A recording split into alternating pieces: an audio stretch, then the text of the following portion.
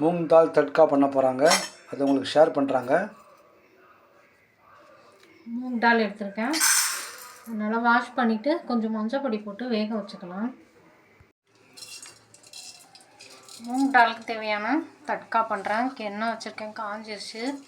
கடுகு, ஜீரகம், சிகப்பு மிளகா காரத்துக்கு, கருவேப்பிலை, இஞ்சி,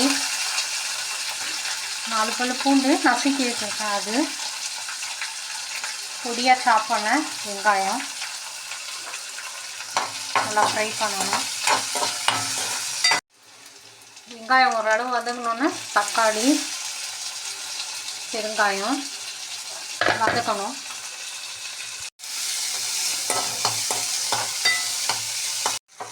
வேக வச்ச மூங் தாலை ஓப்பன் பண்ணணும்.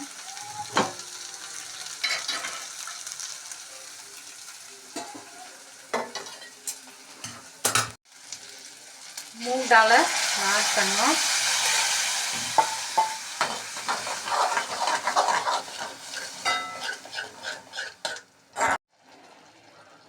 தேவையான அளவு வாட்டர் ஆட் பண்ணிவிட்டு சால்ட்டு தேவையான சால்ட்டு போட்டுடலாம்.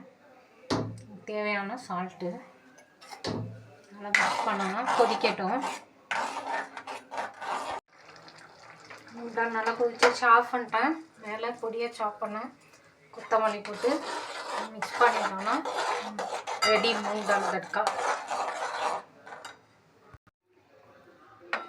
மூங் தால் தட்காவை ஒரு பவுலில் ட்ரான்ஸ்ஃபர் பண்ணலாம். மூங் தால் தட்கா சப்பாத்தி கூட சர்வ் பண்ணுறதுக்கு ரெடி.